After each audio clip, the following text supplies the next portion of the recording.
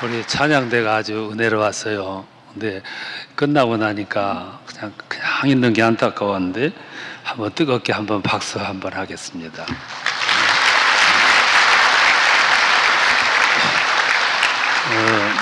박수 치는 게 돈 한 푼 안 들어가거든요. 근데 이 찬양대원들은 그 박수 소리에 아주 미칠 듯이 봉사를 더 잘해요. 앞으로 더 아름다운 찬양, 아주 무게 있는 찬양을 더 많이 하셔서 하나님께 영광이 되고 먼저 여러분 자신에게 은혜가 되고 찬양 듣는 모든 분들의 가슴을 애이게 만드는 치유하는 찬양으로 영광 돌리시기를 바랍니다. 여러분 교회가 이제 교회를 놔두고 나오는 과정, 지난 2년여 동안 있었던 이야기들을 소상하게 전해 들었고 그때마다 참 많이 염려를 했습니다. 그리고 마침내 결단을 해서 다 놔두고 나오는 결단을 했다는 얘기를 듣고 위대한 결단이지만 또 한편으로는 얼마나 많은 분들이 우왕좌왕할까. 그거는 출애굽하는 건데 광야 생활이 쉽지가 않은데 잘들 감당을 할까 염려를 했는데 그거는 제 염려였고 하나님 여러분과 함께 하셨기 때문에 여기까지 오게 된 줄로 믿습니다. 참 감사해요. 우리 담임 목사님의 아주 강력한 리더십이 있었고 또 당회원들의 일치된 그런 그 결단이 여기까지 인도하신 줄로 믿습니다. 또 뿐만 아니라 이제 학교를 빌려서 예배 드린다고 해서 제가 참 염려를 많이 했습니다. 얼마나 열악한 환경일까 그런 생각을 하면서 오늘 이렇게 학교 입구를 이렇게 들어오면서 참 안심했어요. 이 정도면 됐구나. 그리고 그 순간에 제 마음속에 영감으로 스쳐가기를 혹시 하나님이 이 땅을 필그림교회 주시려고 여기를 인도한 게 아닌가. 누가 합니까? 여기가 가나안이구나 그런 생각을 했어요. 이 다음에 이 땅을 주실 때는 저를 생각을 하시기 바랍니다. 근데 제가 이런 꿈을 여러분들에게 갖게 한 사람으로 기억됐으면 해요. 이 땅을 주실 걸 기대하는 건 조금 염치 없는 일이지만 하나님께는 염치 없어도 괜찮고 하나님께는 분에 넘치는 기도를 해도 가감해서 들으시는 분이니까 충분히 역사가 일어날 줄로 믿습니다. 애굽을 나올 때 각오를 가지고 나왔는데 가다가 보니까 여정이 너무 힘들어가지고 도중에 어려움 당한 일들이 많았는데 여러분은 잘 이기시고 아주 좋은 복지로 인도하시던 그날 여러분 정말 예전에 없었던 가슴을 가지고 하나님을 찬양하는 신앙 고백하는 그런 축복의 날이 꼭 올 수 있기를 축원합니다. 그렇습니다. 제가 목회를 이제 다 마무리를 했는데요. 제가 목회하면서 꼭 느꼈던 젊은이 하나가 있어요. 그 젊은이는 대학을 졸업하고 인류 기업에 들어갔어요.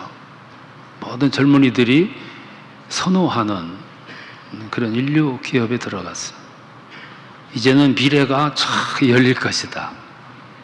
시온의 대로처럼 열릴 것이다. 기대를 가지고 들어가서 몇 달을 다니다 보니까 이게 아닌데 내가 이러려고 여기 온 게 아닌데 이게 내 꿈과는 달라. 나는 신앙으로 살아가는 사람이고 하나님께 소원하기를 아이들을 가르치는 교육 이걸 하나님과 약속했는데 너무 바쁘고 분주해가지고 주일날도 예배를 드릴 수가 없어요. 보통 젊은이들 같으면 그 고민거리도 안 되죠. 근데 심각하게 고민하다가 어느 날 이게 아니다 싶어서 사표를 던져요. 그리고 조금 다쳐가지고 마음껏 예배 드릴 수 있는 일터를 찾다가 한 회사에 지원을 했어. 인사 담당관이 왜 그 좋은 데 놔두고 여기로 왔냐. 그러니까 이 젊은이가 있는 그대로 얘기를 했어요.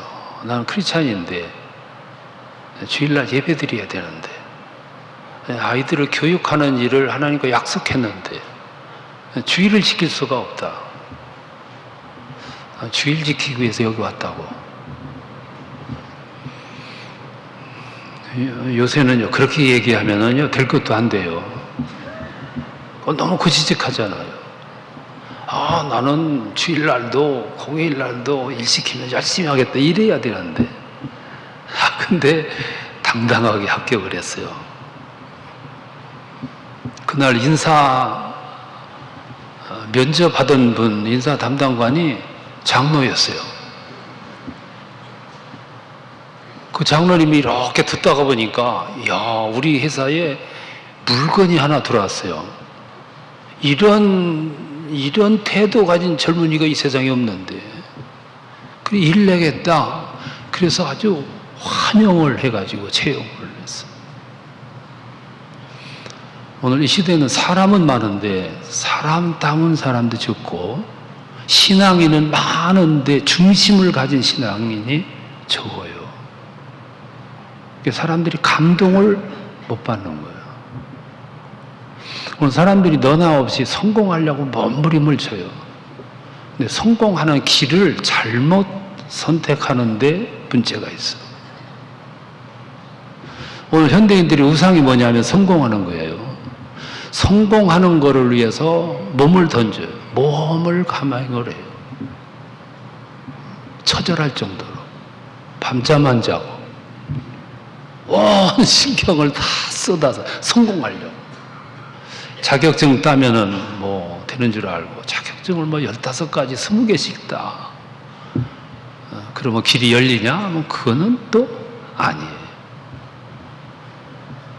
그래서 모험을 감행하는데 가만히 보시라고. 저 시골에서 살던 젊은이는 성공하겠다고 도시로 몰려가. 도시에 살던 젊은이들은 성공하겠다고 해외로 나와. 여러분 그래서 나왔잖아요. 성공하겠다고. 저 동남아에 있는 가난한 나라 젊은이들은 한국으로 몰려와요. 북한에 살던 젊은이들은 물론 꿈이 없는 젊은이는 그 현실에 만족하면서 살지만 꿈을 가진 젊은이들은 사선을 넘어요. 그 위험한 사선을 넘어서 남으로 내려와. 그러면 그렇게 하면은 다 성공하냐? 그건 또 아니에요. 여러분 사람이 성공하는 길은 두 길이 있습니다. 사람의 방법으로 성공하는 길이 있고 하나님의 방법으로 성공하는 길이 있어요. 사람의 방법으로 성공하는 길을 사람들이 다 선호해요. 근데 그 길은 반드시 수단과 방법과 편법이 들어가야 돼. 그게 들어가지 않으면 성공할 수가 없어요. 근데 그렇게 해서 성공하면은 좀 반짝하기는 한데 생명이 길지가 않아요. 그래서 성공했는가 싶은데 조금 있으면 실패하고 또 실패하는. 그게 이 세상 방법의 한계예요. 우리나라 30년 전에 100대 기업이 30년을 지나간 후에 15개밖에 안 남았어요. 다 무너지고. 왜 무너졌냐면 다 수단, 방법, 편법을 썼기 때문에. 우리나라 좀 발전이 돼가지고 청문회라는 걸 하잖아요. 그럴듯하게 성공한 것 같아가지고 장관하라고. 겉모습은 그럴듯하게 성공을 해서 장관하라 그래서 청문회를 시켜놓고 옷을 다 벗겨보니까 그 속에는 편법이에요. 뭐 편법.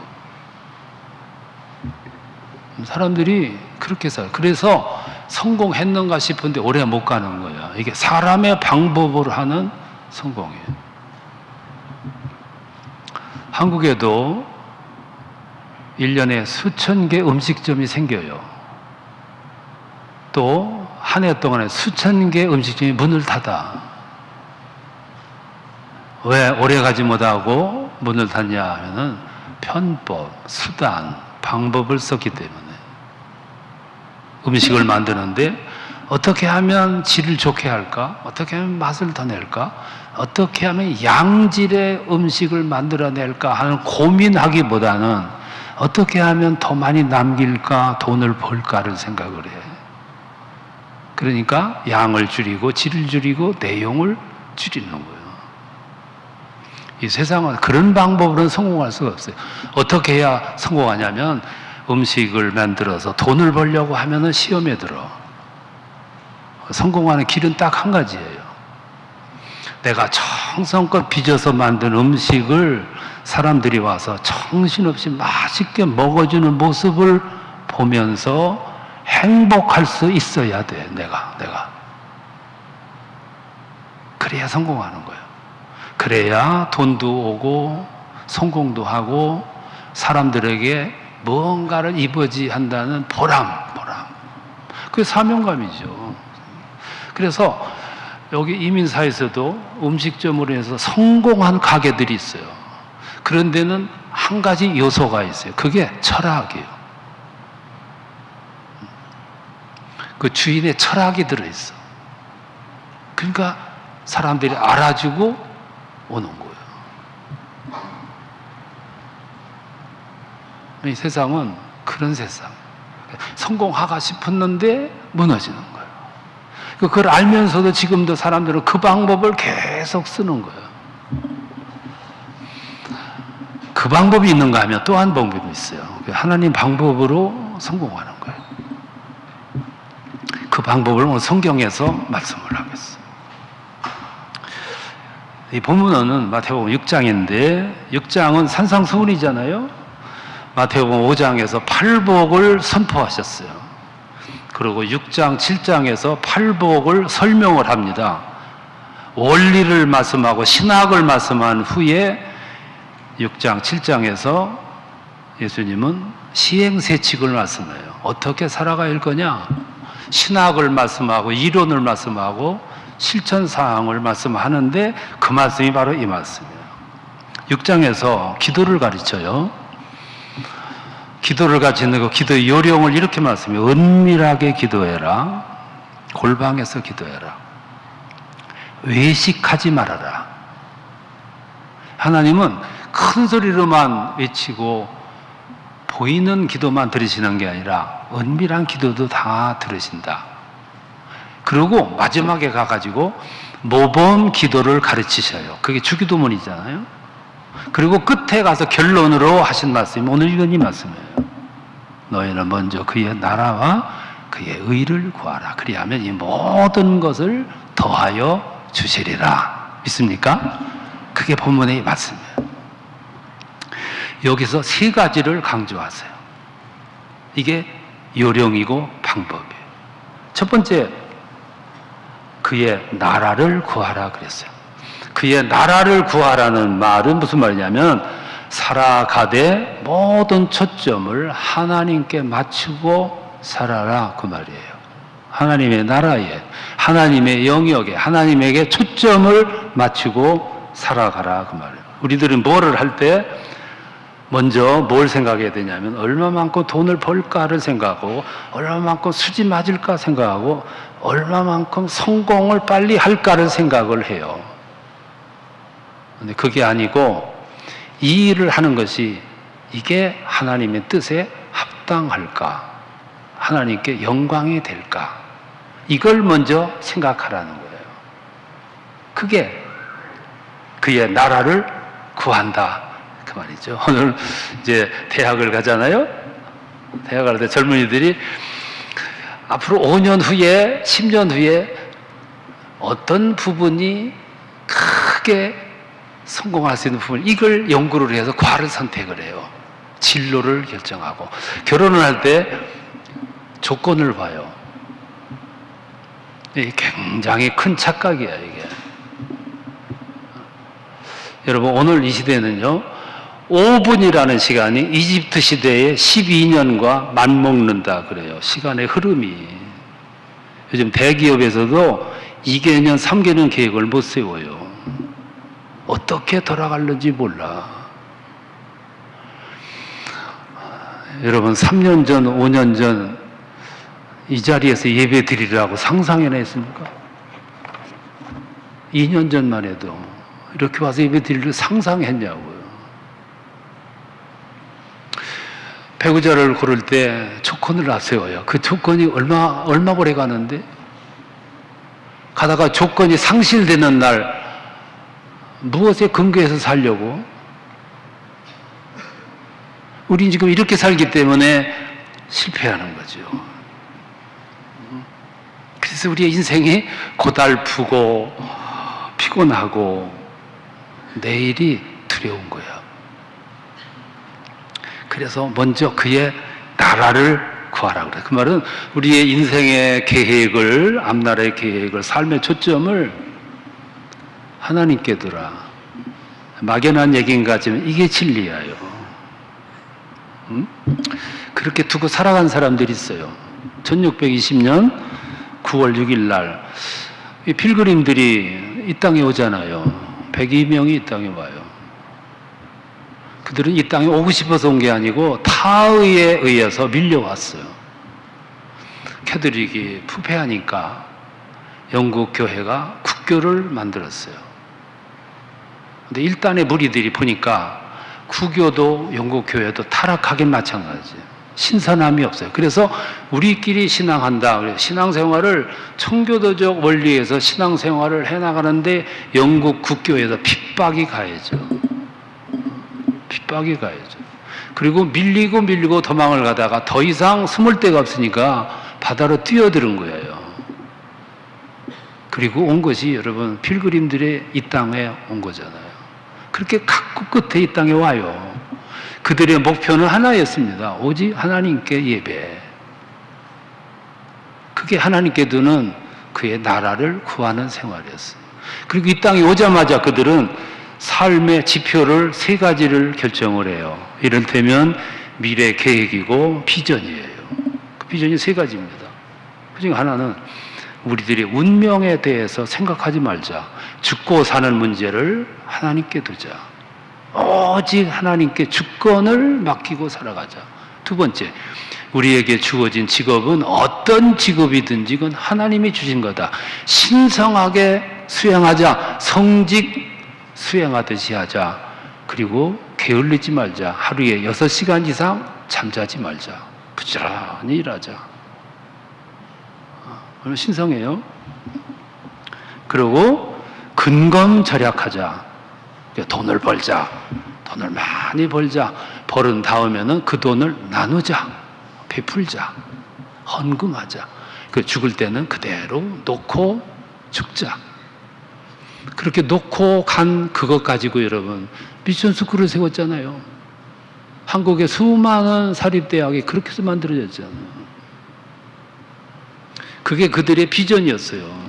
이 땅에 와가지고 그 비전을 불태웠어. 그리고 1년 만에 추수감사절이 다가왔을 때 그들은 미처 꿈도 피우지 못하고 과정에서 죽어서 땅에 묻힌 동료들 묻혀있는 공동묘지에서 그들은 마지막 한 가지 더 다짐을 했어. 우리가 이 땅에 온 것은 잘 먹고 잘 살기 위해서 온 것이 아니다. 우리가 이 땅에 온 것은 오직 하나님 앞에 참신한 예배를 드리기 위해서 왔다. 우리 후손들이 이 땅에서 마음껏 영적 신앙의 꽃을 피울 수 있도록 이 땅을 일궈나가자. 그것이 그의 나라를 구하는 삶이었어. 그러니까 죽고 사는 문제가 전혀 개의치가 않았어. 여러분 이 땅에 오셔서 그런 꿈을 지금 다 이루셨습니까? 아직 못 이루셨나요? 왜 꿈이 안 이루어집니까? 청구하세요. 먼저 그의 나라를 구하라. 이게 첫 번째 덕목이에요. 2번째는 그의 의를 구하라고 그랬어요. 이 말은 삶의 목표를 선하게 가지라 그 말이에요. 즉 우리의 인생관이나 우리의 삶의 내용이나 추구하는 가치나 그리고 목적이 선해야 된다는 거예요. 왜? 하나님은 선한 것을 좋아하시니까. 하나님이 원하시니까. 하나님이 그것을 기뻐하시니까. 그래서 하나님의 선을 이루고 하나님의 뜻을 이루어 나가는데 뜻을 제대로 이루지 못함에 대해서 우리는 거룩한 고민을 할 수 있어야 돼. 우리는 그동안 고민을 많이 했어. 무슨 고민했냐면 우리는 구원받기 전에 하나님의 백성이 되기 전에 늘 불평하면서 살았어요. 무슨 불평이냐? 내 목표가 이루어지지 않음에 대해서 불평했고 가진 것이 적음에 대해서 불평했고 조상으로부터 반려받지 못한 물질, 재산이 없기 때문에 불평했고 더 성공하지 못해서 불평해요. 이게 모든 기성품 사람들의 한결같은 고민의 기준이에요. 우리 하나의 백성이 됐어. 구원받았어. 이제는 불평의 기준이 달라져야 돼. 어떻게 달라지냐면 전에는 내 뜻이 이루어지지 않아서 불평했는데 이제부터는 내가 주님의 뜻을 이루지 못함에 대해서 안타까워해야 되고 고민해야 되고 갈등해야 돼. 전에는 사람들 앞에 내 신앙을 숨기느라고 급급했는데 이제는 사람들 앞에 더 당당하지 못한 나 자신에 대해서 고민하셔야 돼.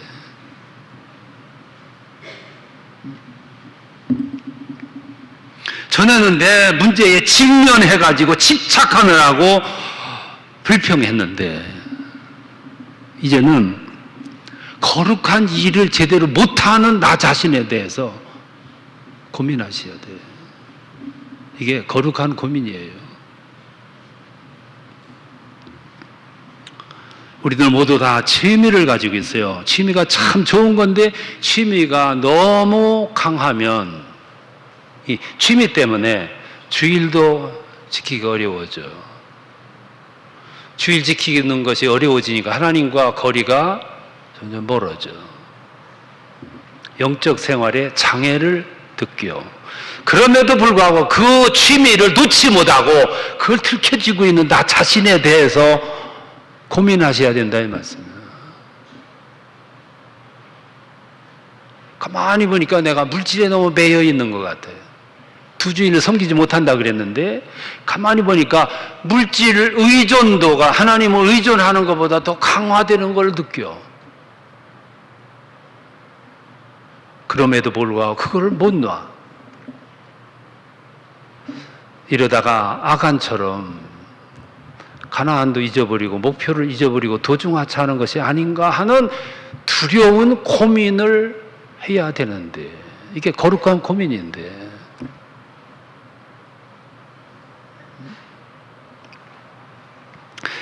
우리는 부질없이 놓는 것이 약해요. 서툴러. 이사 갈 때 보면 다 버릴 건데 그걸 다 싸가지고 가다 놀 데도 없는데 장롱에 보면 입을 옷이 아닌데 그래도 그걸 그냥 가구들, 전자제품, 옷 다 구닥다리들인데 그걸 다 싸가지고 또 가. 놓지를 못해. 이 과감하게 놓지 못하는 나 자신에 대해서 고민하셔야 돼. 불평하셔야 돼. 이게 거룩한 고민이야.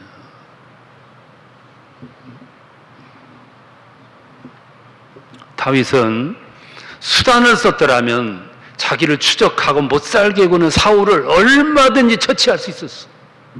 여러 번 기회가 있었어. 그때 소리 없이 처치했더라면 더 이상 피난 생활, 도피 생활 안 해도 돼. 당장 왕이 될 수 있었어. 근데 그는 수단 안 썼어. 끝까지 기다려. 더 소중히 여긴 것은 하나님 마음에 합하려고 애썼어. 솔로몬은 젊은 나이에 왕이 되자마자 폼 잡고 싶었어. 근데 폼 잡는 거는 뒤로 하고 먼저 일천번제를 드렸어. 하나님과 함께 하기를 소원했어. 요셉은 보디발의 집에 종으로 들어갔어요. 종의 신분으로서는 출세했어요. 나라의 2인자인 보디발에게 얹혀가지고 일신상에 아쉬운 것이 없이 살았어. 노예로서는 성공한 거예요. 근데 그 여인이 유혹하기 시작했어. 노예 홀로 왔어. 미래가 불안정해. 머니기는 채하고 따라갔더라면 용돈 받아 쓰고 신상에 편안했고 감옥 안 가도 되는데.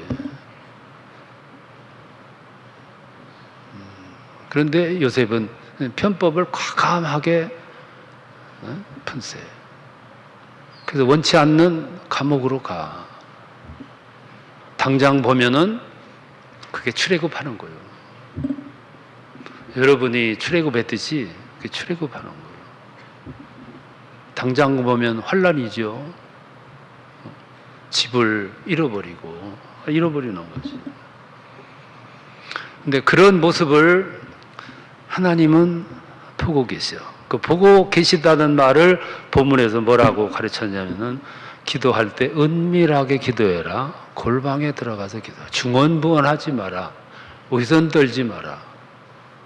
진지하게 기도해. 그 말은 뭐냐면 너희가 모르는 것 같이 있는데 너희가 모르는 사이에도 나는 너를 지켜보고 있어. 그게 그 말이잖아요.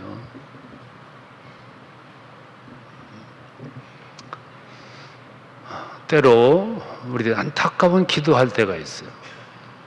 가던 길을 이탈할 때도 있어. 여러분, 내비를 틀어놓고 길을 가다가 길을 잘못 들으면 내비가 뭐라고 하냐면은 잘못 들었다고 메시지가 와.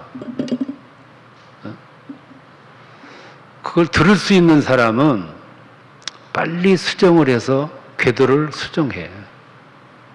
하나님도 지금도 여전히 이렇게 보시면서 우리들에게 이탈해서 길 잡으라고 회복하라고 자꾸 말씀하셨는데 너무 우리들이 세속적인 생각으로 몰두하다 보니까 그 소리가 안 들리는 거예요.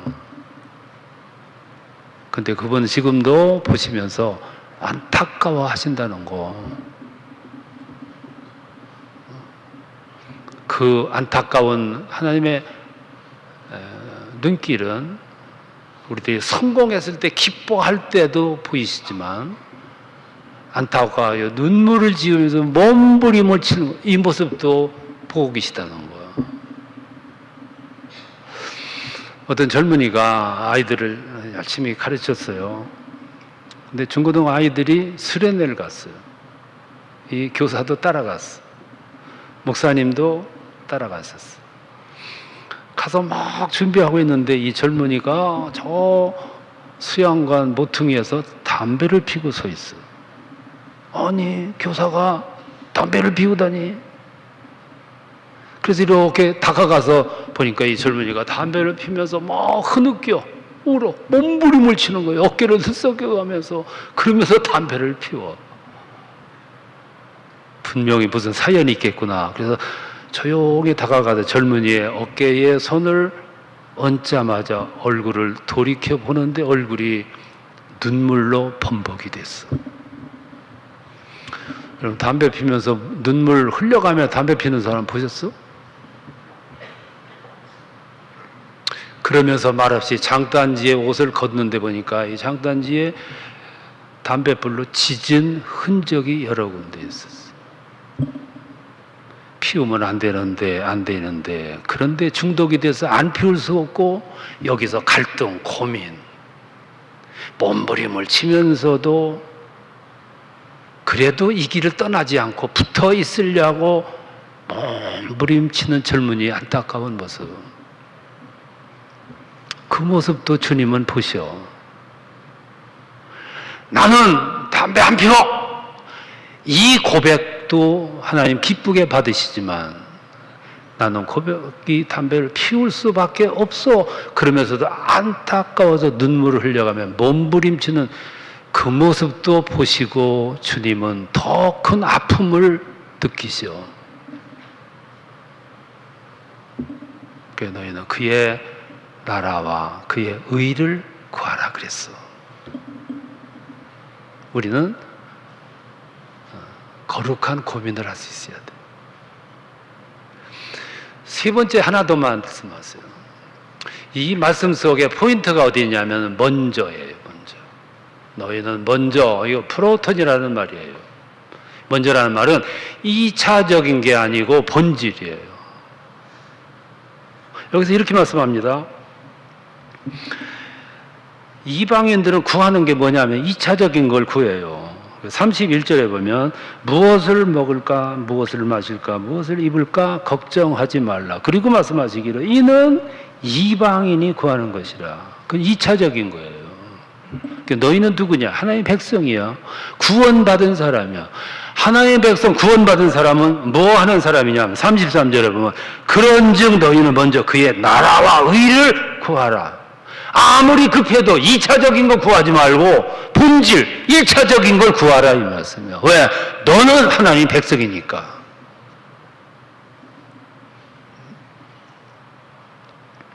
여기 1차적인 게 뭐냐면 정체성이에요. 나는 하나님의 자녀야. 고로 나는 하나님을 떠날 수 없어. 이게 정체성이에요. 분명한 태도. 조지 밀러라고 하는 분이 있잖아요. 고아의 아버지라고 일컬어져요. 이분이 고아들을 먹여 살려요. 고아들을 먹여 살리려면은 구호품이 필요하고 구제금이 필요해요. 근데 구호단체를 설립을 할 때 철칙 하나를 세워요. 그게 뭐냐면 아무리 먹을 것이 없고 돈이 떨어지고 내일 당장 아이들이 먹을 양식이 떨어진다 할지라도 사람에게 가서 손 벌리지 말자, 요구하지 말자. 오히려 우리는 양식이 떨어지면 기도실로 들어가자. 그게 철칙이었어요. 그 양식이 떨어지면 그들은 먼저 기도실로 들어갔어. 그럼 어김없이 기도가 끝날 때쯤 되면 양식을 실은 트럭이 왔어. 아이스크림을 싣고 가던 트럭이 고아원 앞에서 펑크가 났어.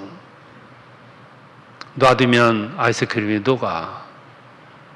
그러니까 고아들에게 짐짝으로 화물로 트럭 몽땅 주는 역사가 일어나.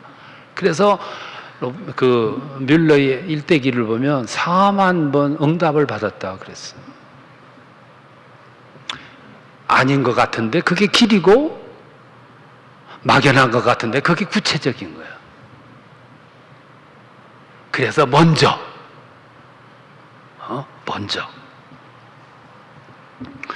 오늘 우리는 주일날 와가지고 신나게 찬양을 해. 성경도 읽어. 기도도 해. 하나님을 찾아. 그리고 대부분 그리스도인들은 월요일부터 토요일까지 하나님 소리 한 번도 안 하고 살아. 이게 오늘 우리들의 현실이에요. 그러고도 다음 주일날 오는 거 보면 참 신기해.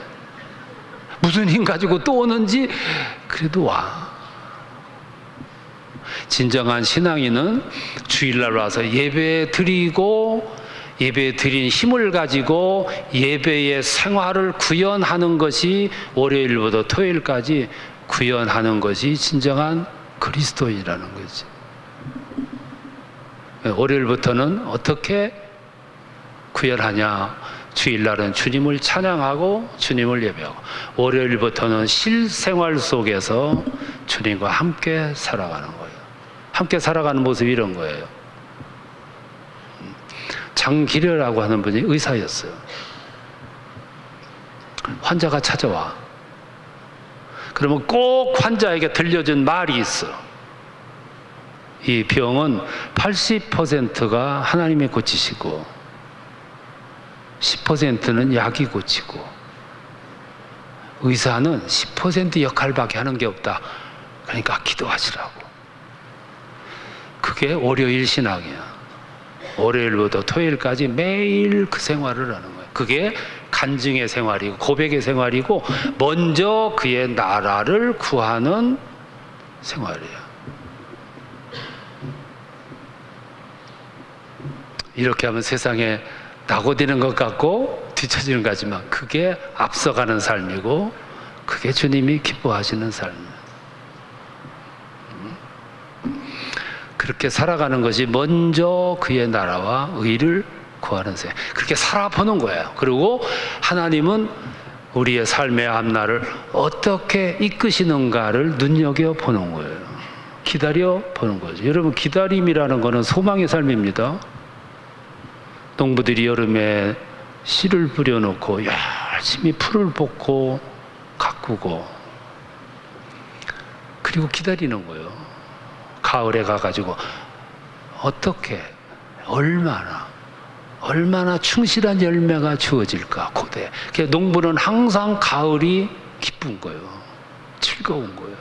왜? 기다림이 있기 때문에.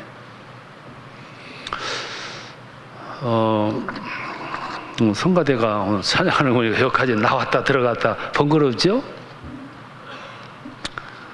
믿기는 뭐잖아. 하나님께서 성가대석을 탁 만들어 주실 줄로 믿습니다. 그리고 더 안정스럽게 예배 드릴 수 있는 처소로 인도해 주실 줄로 믿습니다. 오늘 여러분들이 심고 씨앗을 심었어. 앞으로 하나님이 어떻게 우리 앞길을 전개해 나가실까 한번 기대를 가지고 기다려 보세요. 여러분이 상상했고 생각했던 것보다 월등한 길로 하나님이 인도해 주실 줄로 믿습니다. 그때 가서 마음껏 하나님을 찬양하고 영광 돌리고 이 세상 사람들에게 메시지를 전해주는, 어떻게 하나님은 이 시대에 여러분들이 이렇게 주역으로 만드셨는지, 하나님이 여러분들을 가나안을 향해 가는 백성으로 삼아주셨는지 이 뜻을 발견하고 감격스럽게 일원으로 살아가는, 행여 가다가 애굽으로 돌아가자 이런 말은 나오지 않도록, 불행하게도 12명의 정탐꾼 가운데 2사람만 가나안에 들어갔다는 것도 시사하는 게 커요. 여러분 앞날에 하나님 큰 영광이 주어질 줄로 믿습니다. 기도하겠습니다. 하나님 감사합니다. 지난 날을 되돌아보면 모두 하나님의 은혜였습니다. 현실을 바라보면 일말의 두려움이 있습니다. 그런데 미래를 내다보면 오직 하나님이 함께해 주실 줄로 믿는 믿음을 견지하고 기다리게 하여 주시옵소서. 그래서 하나님이 나를 통해서, 우리를 통해서, 이 교회를 통해서 이 시대에 하고자 하시는 말씀과 역사가 그대로 나타나도록 주여 복을 내려 주시옵소서. 예수님의 이름으로 기도합니다. 아멘.